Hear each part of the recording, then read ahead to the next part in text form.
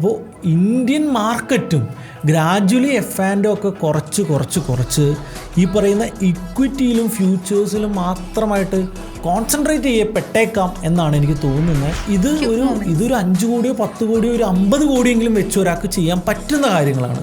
അപ്പോഴാണ് വലിയ വലിയ ഇൻസ്റ്റിറ്റ്യൂഷൻസ് 1000, 5000, 10,000 കോടി വെച്ചിട്ട് അവരെന്തായിരിക്കും കാണിക്കുന്നത്. പക്ഷേ നമ്മൾ മനസ്സിലാക്കേണ്ടത് ഏറ്റവും നന്നായിട്ട് ഇത് ഇമ്പാക്റ്റ് ചെയ്യുന്ന 2 സെക്ടേഴ്സിനെ കുറിച്ചിട്ട് നമ്മൾ പറഞ്ഞിട്ടുണ്ടായിരുന്നു. ഒന്ന് IT-യും ഒന്ന് ഫാർമയായിരുന്നു. ഇന്ത്യയിൽ കറക്റ്റ് ചെയ്യാത്ത ഈ 2 സെക്ടറേ ഉള്ളൂ, ഇത് രണ്ടുമാണ്. അപ്പോൾ അടുത്ത ആഴ്ച എന്താകും എന്ന് ചോദിച്ചു കഴിഞ്ഞാൽ, അങ്ങനെ റെഡിൽ കിടന്ന നമ്മുടെ പോർട്ട്ഫോളിയോ ഒക്കെ വീണ്ടും ഗ്രീനിലേക്ക് തിരിച്ചെത്തിയിരിക്കുകയാണ്. അതിൻ്റെ ഒരു സന്തോഷം എൻ്റെ മുഖത്തുണ്ട് എന്നുള്ളത് തന്നെയാണ്. അപ്പോൾ എന്തുകൊണ്ടായിരിക്കും സഡൻ ഒരു ക്രാഷും സഡൻ ഒരു റിക്കവറിയും വന്നതും? അതുപോലെ തന്നെ ഈ ഒരു പോർട്ട്ഫോളിയോ പലരുടെയും ഗ്രീൻ ആയിട്ടുണ്ടാവും, എൻ്റെ മാത്രമല്ല. കഴിഞ്ഞ വീഡിയോയിൽ നിങ്ങൾ പുറത്ത് ചിരിക്കുകയാണെങ്കിൽ ഉള്ളിൽ കരയാണെന്നാണ് പറഞ്ഞത്. പക്ഷേ ഇത്തവണ അങ്ങനെയല്ല. ആക്ച്വലി പോർട്ട്ഫോളിയോയിൽ വലിയ ഒരു ജമ്പ് ശരിക്കും ചിരിക്കുകയാണ്, ഉള്ളിലും ചിരിക്കുകയാണ്, പുറത്തും ചിരിക്കുകയാണ് എന്നുള്ളതാണ്. എനിക്ക് തോന്നുന്നു കഴിഞ്ഞ വീഡിയോയിൽ നമ്മൾ ഡിസ്കസ് ചെയ്ത അദാനിയുടെ ഇഷ്യൂ അല്ലേ, അന്ന് നമ്മൾ പറഞ്ഞൊരു കാര്യമുണ്ട്, റിസ്ക് എടുക്കുന്നവർക്ക് അദാനിയിൽ ഇൻവെസ്റ്റ് ചെയ്യാം. ഇതൊരു കോമൺ ആയിട്ടുള്ള കാര്യമാണ്. സുനിൽ കൈക്കൂലി കൊടുത്തൊക്കെ വളരെ പബ്ലിക്കായിട്ട് പറഞ്ഞു എന്നുള്ളത് തന്നെയാണ്. അപ്പം അതിൽ ശരിക്കും ആ വീഡിയോന് താഴെ ഇതോടുകൂടി എന്നെ പൂട്ടിക്കളയും എന്നൊക്കെ കമന്റ് ഉണ്ട്. അങ്ങനെയില്ല, അതെനിക്ക് പേടിയുണ്ടായിരുന്നു. കാരണം ആ പബ്ലിക്കായിട്ട് സുനിൽ വന്ന് കൈക്കൂലി കൊടുത്ത കാര്യമൊക്കെ പറഞ്ഞപ്പോൾ ഞാൻ വെച്ചാൽ പോലീസൊക്കെ വരാൻ സാധ്യത. പക്ഷെ അദാനിയിൽ ഇൻവെസ്റ്റ് ചെയ്തവര് ആ റിസ്ക് എടുത്തവർക്ക് ആ റിസ്കിനുള്ള റിവാർഡ് കിട്ടി എന്നുള്ളത് എനിക്ക് തോന്നുന്നു. സംഭവം എന്താണെന്ന് വെച്ച് കഴിഞ്ഞാൽ US കോടതിയിൽ ആ കേസ് നിലനിൽക്കുന്നുണ്ടെങ്കിലും അദാനിയിലെ കുറച്ച് ഉദ്യോഗസ്ഥർ മാത്രമാണ് അതിൻ്റെ പിന്നിൽ നിന്നുള്ളൊരു ഒബ്സർവേഷനിലോട്ട് വരികയും അദാനിനെ അതിൽ നിന്ന് ഒഴിവാക്കുകയും ചെയ്തപ്പോൾ തന്നെ അദാനി ഗ്രീൻ ഈ ഇഷ്യൂ നടന്നു എന്ന് പറയുന്ന കമ്പനി 900 റുപ്പീസിൽ നിന്ന് 1420 റേഞ്ചിലോട്ട്, അതായത് ഏകദേശം 60-65% റിക്കവറിയാണ് 3 to 4 ഡേയ്സിൽ നടന്നത്. അതെ, എനിക്ക് പറയാനുള്ള ആ ഒരു റിസ്ക് എടുത്ത് ആരെങ്കിലും ഉണ്ടെങ്കിൽ ഒന്ന് കമന്റ് ചെയ്യണം. തീർച്ചയായിട്ടും ലോങ് ടൈമിലേക്ക് ഇൻവെസ്റ്റ് ചെയ്യണ്ട, അല്ല ഈ ഷോർട്ട്, അതായത് അദാനിയിൽ വന്ന ഈ ഒരു ഇഷ്യൂ കൊണ്ട് ഇൻവെസ്റ്റ് ചെയ്ത് റിക്കവർ ചെയ്തപ്പോൾ ഓപ്പർച്യൂണിറ്റി. അതെ, ഇങ്ങനെയൊക്കെയാണ് റിസ്ക് എടുക്കേണ്ടത്. അല്ലാതെ എന്താ പറയുക, ഹീറോ റിസ്കുകൾ എടുക്കുന്ന ആളുകളൊക്കെ ഉണ്ട് വലിയ പൈസയ്ക്ക്. അതല്ല, പക്ഷെ ഇതൊക്കെയാണ് ശരിക്കും ജീവിതത്തിലെ റിസ്കുകൾ എന്ന് പറയുന്നത്. ഇത്തരത്തിലുള്ള റിസ്കുകൾ ന്യൂസുകൾ വരുമ്പോൾ, ഇത്തരത്തിലുള്ള വോളറ്റൈലിറ്റി വരുമ്പോഴാണ് കിട്ടുക. നമ്മൾ മൊത്തത്തിൽ കഴിഞ്ഞ 2-3 ആഴ്ചകളായിട്ട് മാർക്കറ്റ് നോക്കുമ്പോൾ റീറ്റെയിലേഴ്സ് ശ്രദ്ധിക്കേണ്ട കുറച്ച് കാര്യങ്ങൾ. ഇന്നത്തെ കാര്യമാണ്. ഒന്ന് 2025 ഫോർകാസ്റ്റ്, നമ്മുടെ GDP ഫോർകാസ്റ്റ് 7.2 സംതിങ്ങിൽ നിന്ന് നമ്മൾ 6.6 ഇത് കുറച്ചിരിക്കുകയാണ്. ഇന്ത്യ വളർച്ച കുറവായിരിക്കുമെന്ന് നമ്മുടെ റിസർവ് ബാങ്ക് ഓഫ് ഇന്ത്യ ഓപ്പണപ്പായിട്ട് പറയുന്ന അവസ്ഥയിലോട്ട് വന്നു എന്നുള്ളതാണ്. കാരണം 7.2 തന്നെ കുറവാണെന്നാണ് എൻ്റെ ഒരു, കാരണം ചൈനയൊക്കെ വളർന്ന് വന്ന ഒരു കാലഘട്ടമുണ്ട്. ഇപ്പോൾ 2000 നമ്മൾ 95, 96 മുതൽ ഇങ്ങനെ നോക്കുകയാണെങ്കിൽ ചൈന വളർന്നു വന്നത് 2 ഡിജിറ്റിലാണ്. പക്ഷേ ഇന്ത്യ ഇപ്പോഴും വളരുന്നത് ഈ 6.57 എന്നുള്ള രീതിയിലാണ്. പോസിറ്റീവും ഉണ്ട് കേട്ടോ അതിൻ്റെ അകത്ത്. കാരണം നല്ല ഹെൽത്തി കറക്ഷൻസ് നന്നിട്ട് പോകുന്ന ഒരു ഏരിയ ഉണ്ട്. അപ്പോൾ ഇത് എങ്ങനെ മാർക്കറ്റിനെ എഫക്റ്റ് ചെയ്യും? കഴിഞ്ഞ ഒരാഴ്ചയായിട്ട് FIS ഈ ഒരാഴ്ച കംപ്ലീറ്റ് എനിക്ക് തോന്നുന്നു ഇന്ന് മാത്രമാണെന്ന് തോന്നുന്നു ചെറിയ റെഡിൽ എന്തോ മാർക്കറ്റ് ക്ലോസ് ചെയ്തു. ബാക്കി എല്ലാ ദിവസവും ഗ്രീനിഷ് ആയിട്ടാണ് മാർക്കറ്റ് പോകുന്നത്. ഒരു പോസിറ്റീവ് കുറച്ച് ആഴ്ചകൾക്ക് ശേഷം മാർക്കറ്റിൽ ഇന്നലെ ഇന്നുമായിട്ട് നല്ലൊരു തിങ്കളാഴ്ച മുതൽ തന്നെ ഒരു പോസിറ്റീവ് വീക്ക് ഉണ്ടായി. GDP ഡേറ്റ ഒക്കെ നെഗറ്റീവ് ആയിട്ട് പോലും, അതായത് നെഗറ്റീവ് ആകുമ്പോൾ റീറ്റെയിലേഴ്സ് എന്ന് വിചാരിക്കുക സെല്ലിംഗ് ഇസ് കണ്ടിന്യൂയിങ് എന്നുള്ളൊരു കൺസെപ്റ്റ് ആയിരിക്കും റീറ്റെയിലേഴ്സിന്. പക്ഷേ ഞാൻ ടെലഗ്രാമിലൊക്കെ കൊടുത്തിട്ടുണ്ടായിരുന്നു GDP ഡേറ്റ നെഗറ്റീവ് ആണെന്നുള്ളത് അറിയേണ്ടവരൊക്കെ അറിഞ്ഞിട്ടുണ്ടാവും. സോ തിങ്കളാഴ്ച, അതായത് ആ നെഗറ്റിവിറ്റി മുൻകൂട്ടി കണ്ടുകൊണ്ടാണ് FIS കഴിഞ്ഞ 2 മാസമായിട്ട് തന്നെ സെല്ല് ചെയ്ത് അടപടലം സെല്ല് ചെയ്തുകൊണ്ടിരുന്നത്. ഇന്ന് രസം എന്താണെന്നറിയോ, ആ ഡേറ്റ വന്ന് നെക്സ്റ്റ് ഡേ FIS 3500 കോടി രൂപയ്ക്കാണ് ബൈ ചെയ്തത്. പിന്നീടുള്ള എല്ലാ ദിവസവും 3000, 4000. റീറ്റെയിലേഴ്സ് സെല്ല് ചെയ്തത് ബൈ ചെയ്യുന്നത് FIS ആണെന്നാണ്. ഇതാണ് കറക്റ്റ് ആയിട്ടുള്ള മാർക്കറ്റിൽ സംഭവിക്കുന്ന കാര്യം. അതായത് GDP നെഗറ്റീവ് എന്ന് പറഞ്ഞ് റീറ്റെയിലേഴ്സ് സെല്ലിംഗ് സ്റ്റാർട്ട് ചെയ്യുമ്പോൾ ബിഗ് പ്ലേയേഴ്സ് അത് ബൈ ചെയ്യുന്നു. പക്ഷേ നല്ല പ്രൊഫഷണൽ ട്രേഡേഴ്സ് എന്ത് ചെയ്യും? ഇതൊക്കെ ഞാൻ കുറെ കണ്ടിട്ടുള്ളതാണ്, ഞങ്ങൾക്ക് കുറെ എക്സ്പീരിയൻസ് ഉണ്ട് എന്നുള്ള രീതിയിൽ. അതാണ് എല്ലാവരും ഉപയോഗിക്കേണ്ടത്. നിങ്ങൾ വെറുതെ പാനിക് ആകുകയല്ല ചെയ്യേണ്ടത്. ഒരു 10% കറക്ഷൻ ഈസ് ഹെൽത്തി കറക്ഷൻ. ഏതൊരു എക്കണോമിക്ക് ആവശ്യമാണ്. നമ്മുടെ റിസൾട്ടുകൾ നോക്കുമ്പോൾ, കമ്പനികളുടെ റിസൾട്ടുകൾ നോക്കുമ്പോൾ ഏണിങ്സ് വളരെയധികം കുറഞ്ഞു പോയി. എല്ലാ ബാങ്കിങ് സെക്ടറുകൾ മാത്രമാണ് കുറച്ചെങ്കിലും നല്ല റിസൾട്ട്സ് വന്നത്. നമ്മൾ മറ്റ് സെക്ടേഴ്സ് നോക്കുമ്പോൾ, നമ്മുടെ മാനുഫാക്ചറിങ് സെക്ടേഴ്സ് നോക്കുമ്പോൾ, നമ്മുടെ മറ്റ് സെക്ടേഴ്സ് നോക്കുമ്പോൾ നമ്മുടെ ഏണിങ്സുകളാണ് കുറഞ്ഞത്. ഏണിങ്സ് കുറയുമ്പോൾ കഴിയുമ്പോൾ തന്നെ നമ്മുടെ വാല്യുവേഷൻ ഓവറാണെന്നുള്ളൊരു ഫീല് ഉണ്ടാകുന്നതാണ്. അപ്പോൾ പലരും പറയുന്നുണ്ടായിരുന്നു ആവറേജിൻ്റെ നിഫ്റ്റിയുടെ പി റേഷ്യോ ഈസ് 90, 19.5 അവിടേക്ക് വരുന്നു. പക്ഷേ അവിടേക്കൊന്നും വരുമെന്ന് ഞാനിപ്പോഴും പ്രതീക്ഷിക്കുന്നില്ല എന്നുള്ളതാണ്. ഒരു പാനിക് സെല്ലിംഗ് ഒക്കെ വന്നാൽ ഒരു പക്ഷെ വന്നേക്കാം.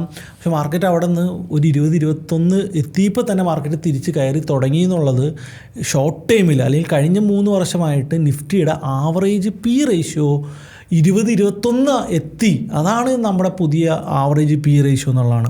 പിന്നെ അതുമാത്രമല്ല 200-day മൂവിങ് ആവറേജിൻ്റെ കുറച്ച് താഴെ പോയിട്ടാണ് മാർക്കറ്റ് തിരിച്ച് കയറി വന്നത്. പക്ഷേ ഏറ്റവും രസകരമായിട്ടുള്ള കാര്യം നിഫ്റ്റിയിലല്ല, ബാങ്ക് നിഫ്റ്റിയിലാണ്.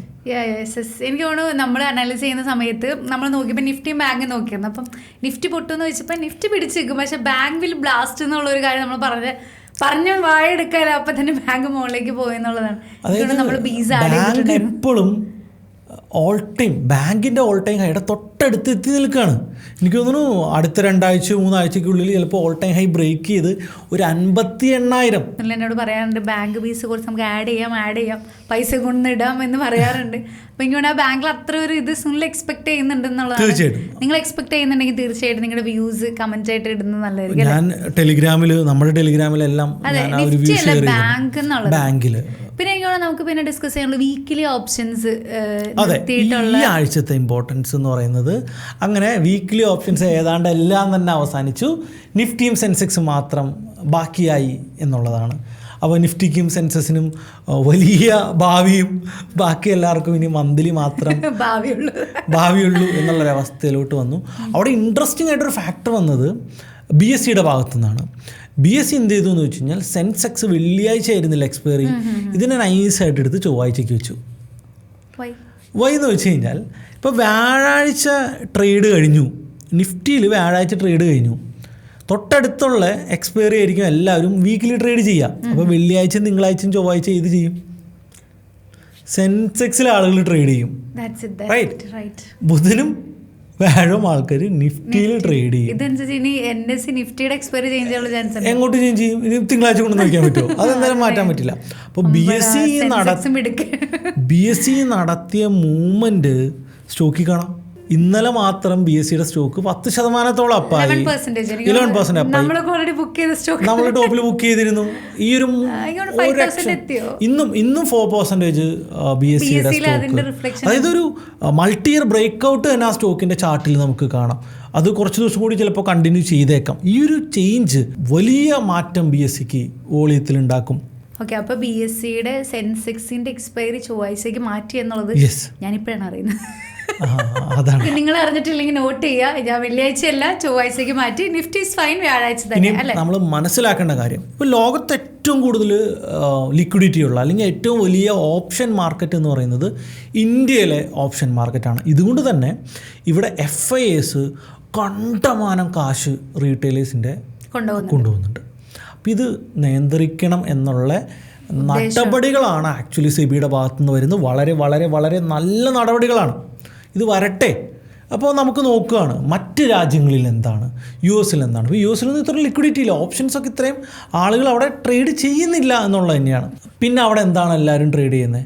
അവിടെ ഫ്യൂച്ചേഴ്സോ അല്ലെങ്കിൽ ഇക്വിറ്റികളോ ആണ് ട്രേഡ് ചെയ്യുന്നത്. നമ്മൾ സ്റ്റോക്ക് മാർക്കറ്റ് റിലേറ്റ് ചെയ്തിട്ടുള്ള വലിയ വലിയ ബുക്ക്, വിൽമോറിൻ്റെ ബുക്കാണെങ്കിലും അല്ലെങ്കിൽ വൈക്കോഫിൻ്റെ ബുക്കാണെങ്കിലും അങ്ങനെ ഏത് ബുക്സ് നമ്മളെടുത്ത് വായിക്കുമ്പോഴും അവരൊക്കെ പറഞ്ഞതും അവരൊക്കെ ട്രേഡിങ്ങിനെ കുറിച്ച് പറയുന്നതും ഇൻട്രാഡേ ട്രേഡിങ്ങോ ഓപ്ഷൻ ട്രേഡിങ്ങോ ഒന്നുമല്ല. അവരെല്ലാം പറയുന്നത് സ്വിംഗ് ട്രേഡിങ്സ് ആണ്.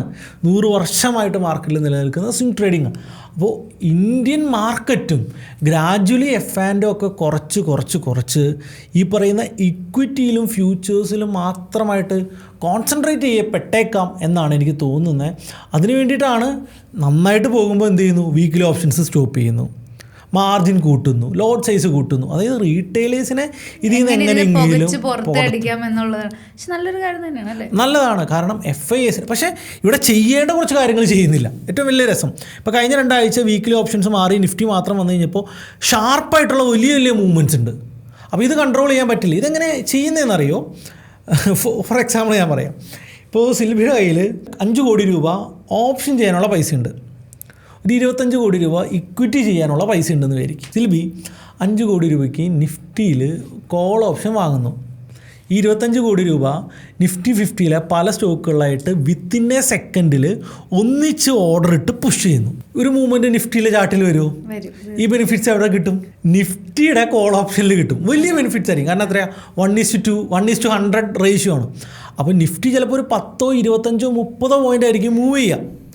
ഈ മൂവ്മെൻറ്റ് കോൾ ഓപ്ഷനിൽ ഒരു ക്വിക്ക് പ്രോഫിറ്റ് ആയിട്ട് എടുത്തിട്ട് ബുക്ക് ചെയ്ത് മാറുന്നു. ഇപ്പോൾ ഒരു 5 കോടിക്ക് ചിലപ്പോൾ ഒരു 10-20% കിട്ടും. 5 കോടിയുടെ 10-20% എത്രയാണെന്ന് കാൽക്കുലേറ്റ് ചെയ്തോളൂ. അത്ര വലിയ റിട്ടേൺ കിട്ടുകയാണ്. എന്നിട്ട് ഗ്രാജുവലി പിന്നെ എപ്പോഴാണോ മാർക്കറ്റ് ചെറുതായിട്ട് ബീറിഷ് ആകുന്നത് ആ സമയത്ത് എന്ത് ചെയ്യും? പുട്ട് ബൈ ചെയ്യും. നേരത്തെ മേടിച്ച കുറച്ച് സ്റ്റോക്സില്ലേ ഇതെല്ലാം ഇതേപോലെ ഒന്നിച്ച് സെല്ല് ചെയ്യും. അപ്പോൾ പുട്ടിന്നും ഒരു വലിയ പ്രോഫിറ്റ് ഇങ്ങനെയാണ് വലിയ മൂവ്മെന്റ്സ്. ഇതൊരു 5 കോടിയോ 10 കോടിയോ ഒരു 50 കോടിയെങ്കിലും വെച്ച് ഒരാൾക്ക് ചെയ്യാൻ പറ്റുന്ന കാര്യങ്ങളാണ്. അപ്പോഴാണ് വലിയ വലിയ ഇൻസ്റ്റിറ്റ്യൂഷൻസ് 1000, 5000, 10,000 കോടി വെച്ചിട്ട് അവരെന്തായിരിക്കും കാണിക്കുന്നത്. ഫൈൻ. അപ്പോൾ ഇതെങ്ങനെ നിയന്ത്രിക്കാം എന്നാണ് സെബി തല പുകയുന്നതെങ്കിൽ സെബി ചെയ്യേണ്ടത് എന്താണ്? FIAസിന് ഉൾപ്പെടെയുള്ള ആളുകൾക്ക് ഇക്വിറ്റിയിൽ ക്വിക്കായിട്ട് ബൾക്കായിട്ട് ഓർഡർ ഇടുന്നത് ലിമിറ്റ് ചെയ്യണം. 5 സെക്കൻഡിൽ ഇത്രയേ എക്സിക്യൂഷൻ ചെയ്യാൻ പാടുള്ളൂ, ഇത്രയേ ഓർഡർ ഇടാൻ പാടുള്ളൂ, 5 സെക്കൻഡ് കഴിഞ്ഞിട്ട് അടുത്ത ഓർഡേഴ്സ് ഇടാൻ പാടുള്ളൂ. ഇങ്ങനെ സ്റ്റെപ്പ് ബൈ സ്റ്റെപ്പായിട്ട് ഓർഡർ ഇടാനുള്ളൊരു നിയമം കൊണ്ടുവരികയാണെങ്കിൽ ഇത്തരത്തിലുള്ള ഷാർപ്പ് മൂവ്മെന്റ്സ് ഓപ്ഷൻസിൽ അവർക്ക് കൺട്രോൾ ചെയ്യാൻ പറ്റില്ലേ? പ്രോഫിറ്റ് ഉണ്ടാവുമല്ലോ. അല്ല, റീറ്റെയിലേഴ്സിന് ലോസ് വരരുതെന്നുള്ള അവരുടെ ആഗ്രഹം. അങ്ങനെയല്ല, റീറ്റെയിലേഴ്സിൽ നിന്ന് മാറി നിൽക്കണം. ചെയ്യുന്ന റീറ്റെയിലേഴ്സിന്റെ കാശ് അവർക്ക് കിട്ടുന്നതാണ്. എങ്ങനെ സെബിക്ക് നല്ലൊരു സജഷൻ കൊടുത്തിരിക്കുന്നത്. സെബി ഇത് ഞാൻ പറഞ്ഞ മാത്രമല്ല, ഇപ്പോൾ ഞാൻ സംസാരിക്കുന്ന വലിയ വലിയ ഓപ്ഷൻ ട്രേഡേഴ്സ് ഉണ്ട്. ഇപ്പോൾ കഴിഞ്ഞ ദിവസം നമ്മളെല്ലാവരും അറിയുന്ന വളരെ ഫേമസ് ആയിട്ടുള്ള ഓപ്ഷൻ ട്രേഡർ എൻ്റെ അടുത്ത് പറഞ്ഞൊരു സജഷൻ തന്നെയാണത്. അദ്ദേഹം പറഞ്ഞത് ഓക്കെ ഇതാണല്ലേ സുനിലേ ചെയ്യേണ്ടത് എന്നാണ് എൻ്റെ അടുത്ത് ചോദിച്ചത്. ഞാൻ തിങ്ക് ചെയ്തപ്പോൾ അത് വളരെ ശരിയാണ്. ഇനി മറ്റൊരു കാര്യം കൂടിയുണ്ട്. ഓപ്ഷൻ ട്രേഡിൽ റീറ്റെയിലേഴ്സിന് ഈ FIAs ഒക്കെ സ്പൈക്ക് അടിപ്പിക്കും. ഭയങ്കര അകലെ കൊണ്ടുപോയിട്ട് ലിമിറ്റ് ഓർഡർ ഇട്ട് വെച്ചുകൊണ്ട് മാർക്കറ്റിനെ മൂവ് ചെയ്യിപ്പിച്ചുകൊണ്ട് SL അടിപ്പിക്കുകയാണ്. അപ്പോൾ ഒരു ലെവലിൻ്റെ അപ്പുറത്ത് പോയിട്ട് ലിമിറ്റ് ഓർഡർ ഇടാനുള്ള പ്രൊവിഷൻ ഒഴിവാക്കി കഴിഞ്ഞാൽ അങ്ങനെ പോയി SL അടിക്കില്ല. അത് ഒഴിവാക്കിക്കൂടെ? അതാണ് കഴിഞ്ഞ ദിവസം ട്രേഡ് ചെയ്തുകൊണ്ടിരുന്നപ്പോൾ ലിമിറ്റ് ഓർഡർ ഞാൻ ഇടണില്ല. ലിമിറ്റ് ഓർഡർ ഇട്ടാ പണി മാറും എന്നുള്ളതാണ്. ഇതൊക്കെയാണ് നമ്മൾ ചെയ്യേണ്ടത്. എനിക്കറിയില്ല സിബി എന്തായിരിക്കും, അതായത് അവർ കൺട്രോൾ ചെയ്തു എന്ന് വരുത്തി തീർക്കുന്നതാണോ എന്നും അറിയില്ല. അല്ല, നല്ല മാറ്റങ്ങളാണ്. മാർക്കറ്റിനെ പിടിച്ച് കുലുക്കിയിട്ടുണ്ട്. ഇതിൻ്റെ വാശിയാണ് FIAs മാർക്കറ്റിനോട് കാണിക്കുന്നത്. നമുക്കത് കൃത്യമായിട്ട് മനസ്സിലാകും. FIAs കരുതിക്കൂട്ടി തന്നെയാണ്, പക്ഷെ സെബിയും കരുതിക്കൂട്ടി തന്നെയാണ്. നിങ്ങൾ കാണിക്കും ഒന്ന് മാർക്കറ്റ് ഇനി ഒന്ന് സെറ്റിലാവും. വിത്തിൻ 3 to 6 months എഴുതി വെച്ചോളൂ. വിത്തിൻ 3 to 6 months അടുത്ത നിയമം വരും. F&O അടുത്ത നിയമം വരും, അടുത്ത കൺട്രോൾ വരും. വീണ്ടും മാർക്കറ്റിൽ ഇത്തരത്തിലുള്ള പ്രോബ്ലംസ് ഇങ്ങനെ ഗ്രാജുവലി ഈ ഒരു F&O മാർക്കറ്റിനെ പിടിച്ച് കുലുക്കി ട്രേഡ് ചെയ്യുന്നവരെ പുറത്തിറക്കാനുള്ള പ്ലാനാണ് സെബി ചെയ്യുന്നത്. ഈ ഒരു ഇമ്പാക്റ്റ് ബ്രോക്കേഴ്സിനായിരിക്കും ഏറ്റവും കൂടുതൽ വരാം.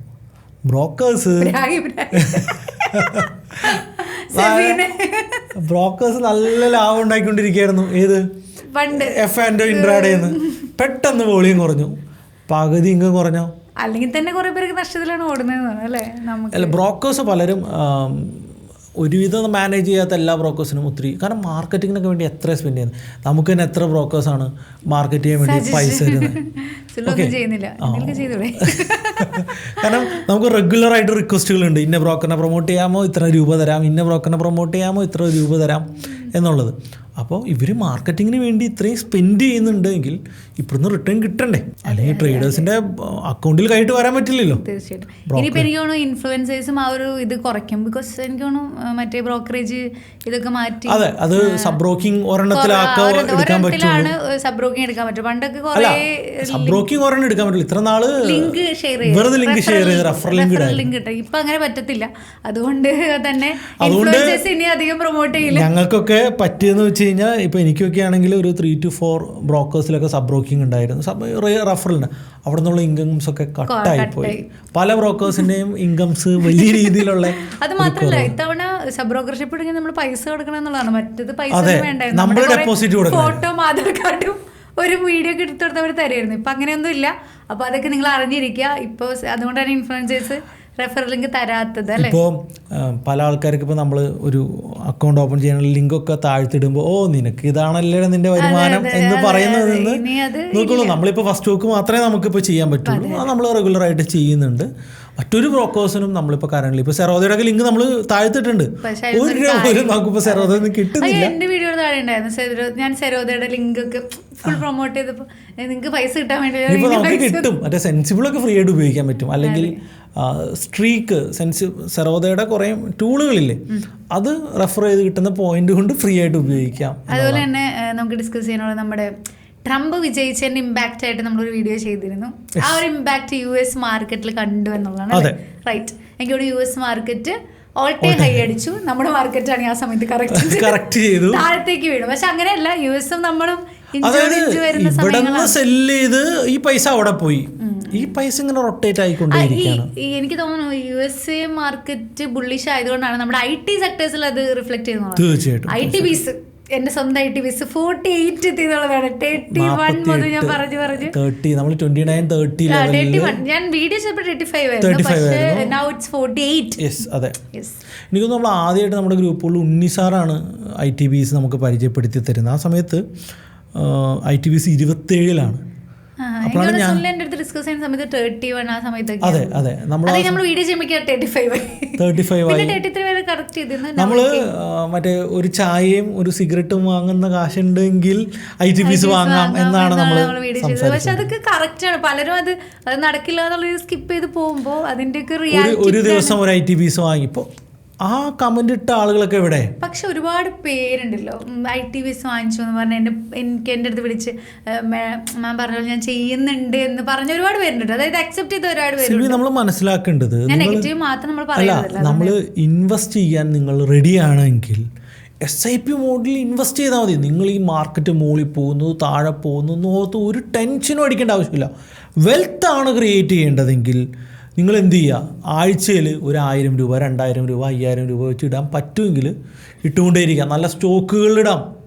ഇനി സ്റ്റോക്കുകൾ വേണ്ടേ, നമ്മൾ പറയുന്ന പോലെ ETF, Nifty BeES, pharma BeES, IT BeES, bank BeES, junior BeES, ഇത്തരത്തിലുള്ള ബീസുകളിൽ ഇട്ട് കഴിഞ്ഞാൽ പോലും ഒരു രക്ഷയില്ലാത്ത വെൽത്ത് ക്രിയേറ്റ് ആവും, ഒരു ഡൗട്ടും. ഗോൾഡ് ബീസ്, സിൽവർ ബീസ്, യെസ്, ഇതൊക്കെയാണ്.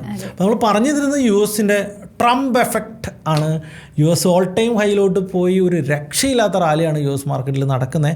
ഇതിൻ്റെ അലയൊലി ചെറുതായിട്ട് നമ്മുടെ മാർക്കറ്റിൽ വന്നു എന്നാണ്. ഇതിൻ്റെ ഒരു അലയൊലി എന്നല്ലേ നമ്മളതിനെ പറയാം. അലയൊലി എന്ന് തന്നെയാണ് അതിനെ പറയുന്നത്. അങ്ങനെ വാക്കുണ്ട്. സ്കൂളിൽ പോകണം പഠിപ്പിക്കാൻ വിട്ട സമയത്ത് അലയൊലി എന്നുള്ള വാക്കുണ്ട്. അതായത് US-ൻ്റെ ട്രെൻഡിന്റെ ഒരു ഓളം നമ്മുടെ ഇവിടെ വരും. ഇപ്പൊ ശരിയായില്ലേ? ഓക്കെ, ഇത് നമ്മുടെ ഇവിടെയും ചെറുതായിട്ട് ഈ ആഴ്ച കിട്ടി എന്നാണ്. പക്ഷേ നമ്മൾ മനസ്സിലാക്കേണ്ടത് ഏറ്റവും നന്നായിട്ട് ഇത് ഇമ്പാക്റ്റ് ചെയ്യുന്ന 2 സെക്ടേഴ്സിനെ കുറിച്ചിട്ട് നമ്മൾ പറഞ്ഞിട്ടുണ്ടായിരുന്നു. ഒന്ന് IT-യും ഒന്ന് ഫാർമയായിരുന്നു. ഇന്ത്യയിൽ കറക്റ്റ് ചെയ്യാത്ത ഈ 2 സെക്ടറേ ഉള്ളൂ. ഇത് രണ്ടുമാണ്.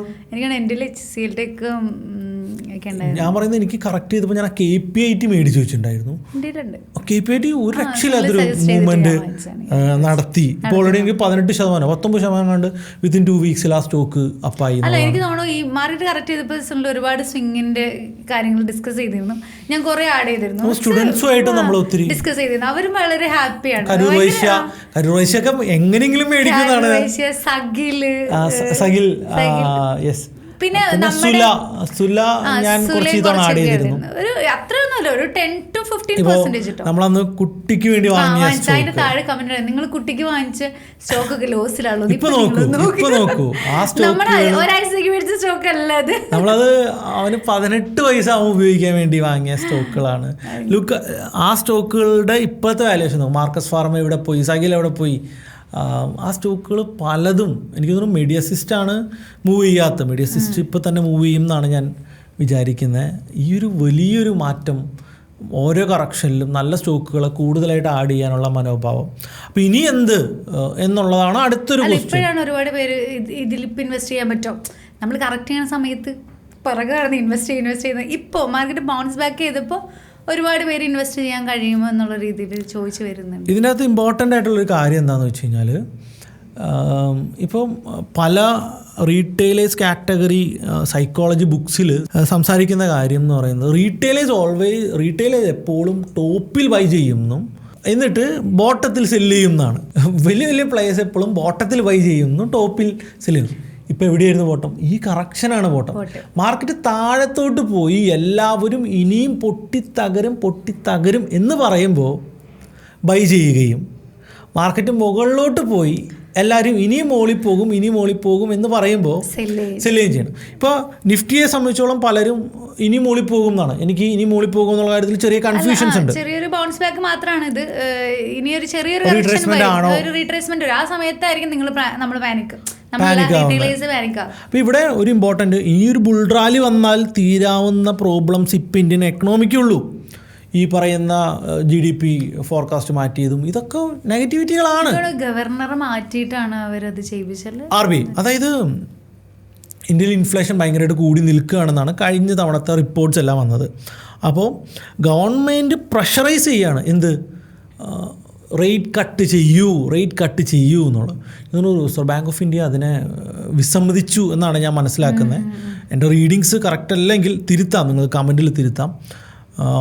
റിസർവ് ബാങ്ക് ഓഫ് ഇന്ത്യ ഇത് നിരാകരിച്ചതിൽ ഗവർണറോട് രാജിവെക്കാനായിട്ട് പറയുന്നൊരവസ്ഥയിലോട്ട് പോവുകയും ഗവൺമെൻറ് മനഃപൂർവ്വം അടുത്ത തവണയെങ്കിലും ഒരു റേറ്റ് കട്ട് കൊണ്ടുവരാനുള്ള സാധ്യതയുണ്ട്.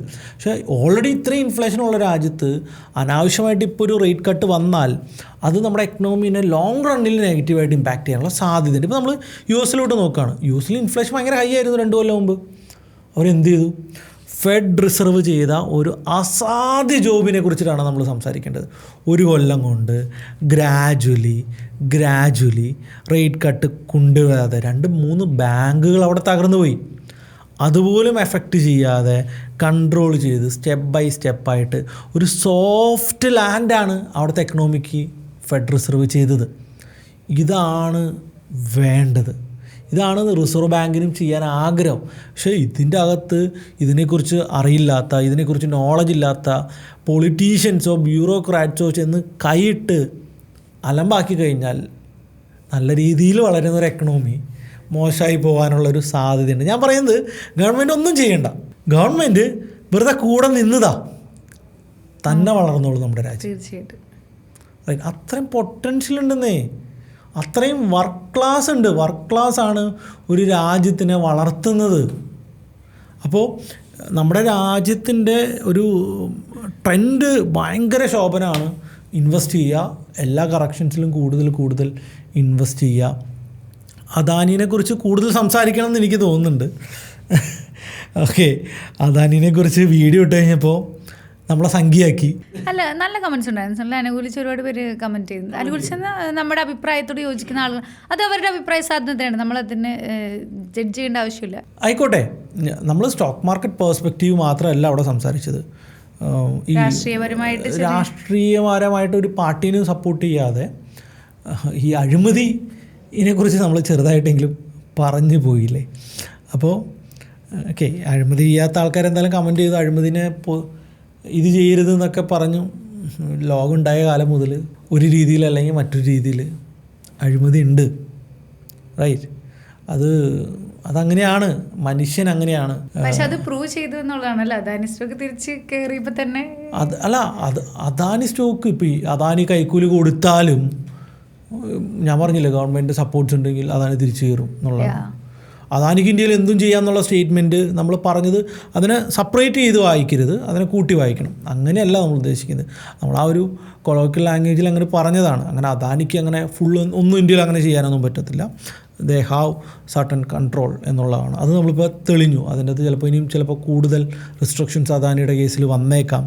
പക്ഷേ അദാനി മറ്റു രാജ്യങ്ങളിൽ ഇൻവെസ്റ്റ് ചെയ്തിട്ട് വളരട്ടെ, പൊട്ടൻഷ്യൽ ഉണ്ടെങ്കിൽ വളരട്ടെ. അപ്പോൾ തീർച്ചയായിട്ടും നമ്മുടെ പ്രീവിയസ് പോഡ്കാസ്റ്റുകൾ നിങ്ങൾക്ക് തീർച്ചയായിട്ടും നല്ലതായിട്ട് വന്നിട്ടുണ്ടാവും തന്നെ വിചാരിക്കുകയാണ്. ലൈക്ക് അദാനിയുടെ കേസുകളായാലും US-ൻ്റെ കേസുകളായാലും. അപ്പോൾ എല്ലാം കൂടി നമ്മൾ നല്ലൊരു പോഡ്കാസ്റ്റ് തന്നെ ഇന്ന് ചെയ്തത് അല്ലേ?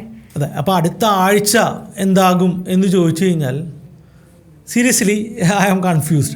ഇപ്പോൾ വെള്ളിയാഴ്ച തീർന്ന മാർക്കറ്റ് നോക്കുമ്പോൾ ലിറ്റിൽ കൺഫ്യൂസ്ഡ് ആണ് ഞാൻ പറയുന്നത്. കാരണം വ്യാഴവും വെള്ളിയും മിഡ് ക്യാപ്പ് സ്റ്റോക്കുകളൊന്നും വളർന്നില്ല, വലിയ കാര്യമായിട്ട് അപ്പായില്ല. പക്ഷേ തിങ്കൾ ചൊവ്വ ബുധൻ നോക്കുകയാണെങ്കിൽ മിഡ് ക്യാപ്പ് നന്നായിട്ട് അപ്പാകുന്നത് ഞാൻ ശ്രദ്ധിച്ചിരുന്നു. അപ്പോൾ വ്യാഴാഴ്ച നിഫ്റ്റി അത്രയും മൂവ് ചെയ്തിട്ടും മിഡ് ക്യാപ്പുകളൊന്നും വളർന്നില്ല. ഇതിൻ്റെ അർത്ഥം എവിടേക്കോ ഡിസ്ട്രിബ്യൂഷൻ നടക്കുന്നുണ്ട് എന്നുള്ളതാണ്. അപ്പോൾ ഒരു കറക്ഷൻ ചിലപ്പോൾ പെൻഡിങ് ഉണ്ടാകാം. ആ ഒരു ടെമ്പററി ബൗൺസ് ബാക്ക് ആകുമ്പോൾ നിഫ്റ്റിയിൽ മിഡ് ക്യാപ്പിൽ. ബട്ട് ബാങ്ക് ഞാൻ ഭയങ്കര ബുള്ളിഷാണ്. ഭയങ്കര എന്നല്ല, അല്ല HDFC ബാങ്ക് ഒക്കെ ബ്രേക്ക്ഔട്ട് ചെയ്തു. ഞാനൊക്കെ 1350 വായിച്ച് എനിക്കാണ് എൻ്റെ യൂട്യൂബിലേക്ക് ഞാൻ പബ്ലിക്കായിട്ട് പറഞ്ഞിട്ടുണ്ട്. HDFC മാത്രമേ പറഞ്ഞിട്ടുള്ളൂ അങ്ങനെ. ലൈക്ക് ഞാൻ സെബി രജിസ്റ്റേർഡ് അനലിസ്റ്റ് അല്ല എങ്കിൽ കൂടെ എനിക്ക് സജഷൻസ് ഒന്നും കൊടുക്കാൻ പാടില്ലെന്നുള്ളത്. പക്ഷേ എല്ലാവരും നമ്മൾ മേടിച്ചു എന്ന് നമുക്ക് പറയാം. നമ്മൾ മേടിച്ചു, പക്ഷെ അത് 1800 ആയതുള്ളതാണ്. തീർച്ചയായിട്ടും കമന്റ് ചെയ്യണമെന്ന് എനിക്ക് തോന്നുന്നു 30% ഞാനത് പറയുന്നത്. എന്റെ ഏറ്റവും കൂടുതൽ കഴിച്ച HDFC ബാങ്കിൽ കിടക്കുന്നത് IDFC ഫസ്റ്റ് ബാങ്കിലൂടെയും കിടക്കണ്ട, അത് വന്നില്ല. അത് നെഗറ്റീവ് ആണ്. ഈ പറയുന്ന എനിക്ക് ഓർമ്മ വരുന്നത് നമ്മുടെ RVNL ആണ്. RVNL ഇങ്ങനെ ഒരു 20 റേഞ്ചിൽ ഇങ്ങനെ കിടന്നായിരുന്നു, എന്നിട്ട് ടപ്പേന്ന് പറഞ്ഞിട്ടൊരു പോക്കായിരുന്നു. IDFC ബാങ്കിന്റെ ഒരു എല്ലാം അങ്ങനെ തന്നെയാണ്. IDFC ബാങ്ക് ഒരു 3 ഇയർ കഴിഞ്ഞിട്ട് നമുക്ക് സംസാരിക്കാം. അതൊരു 400-ലോ 500-ലോ ഒക്കെ എത്തട്ടെ. എത്ര സ്റ്റോക്ക് ഉണ്ട്? 1 lakhന് മുകളിലുണ്ടോ? ഇല്ല, HDFC ആണ് ഏറ്റവും കൂടുതൽ തോന്നുന്നത്. IDFC ഞാൻ ആഡ് ഓൺ ചെയ്യുന്നുണ്ട്, പക്ഷെ ഒരു എഫക്റ്റ് വരുന്നില്ല, സന്തോഷിക്കാനുള്ള ഒരു ഇത് വരുന്നില്ല. വേണമെങ്കിൽ ഒരു 10% ഒക്കെ ഇപ്പോൾ ഇൻവെസ്റ്റ് ചെയ്ത ആൾക്കാർ ഒരു 10 to 15% ഒക്കെ വേണമെങ്കിൽ പ്രോഫിറ്റ് എടുത്ത് മാറ്റി വയ്ക്കുന്നതുകൊണ്ട് തെറ്റില്ല എന്നാണ് എൻ്റെ പേഴ്സണൽ ഒപ്പീനിയൻ. നിങ്ങൾ റിസർച്ച് ചെയ്തിട്ട് മാത്രം ഡിസിഷൻ എടുക്കുക. ലാർജ് ഗ്യാപ്പിൽ മാത്രം പൊസിഷൻസ് ഹോൾഡ് ചെയ്യുകയും ബാക്കിയുള്ളത് ഒന്ന് വെയിറ്റ് ചെയ്യുകയും ചെയ്യുന്നത് തന്നെയായിരിക്കും നല്ലത്. എന്തായാലും എനിക്ക് തോന്നുന്നു നമുക്ക് വൈൻഡപ്പ് ചെയ്യാം. ഇനിയും അടുത്തൊരു ടോപ്പിക്കായിട്ട് നമുക്ക് വീണ്ടും കാണുന്നവരേക്കും ബൈ ബൈ.